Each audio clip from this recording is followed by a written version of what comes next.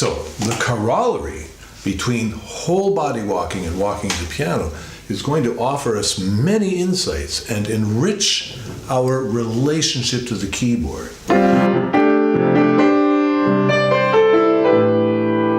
If I walk at the piano as I walked in real life, sort of slumping, then I'm imparting a lot of weight to the key, but I'm also slowing myself down.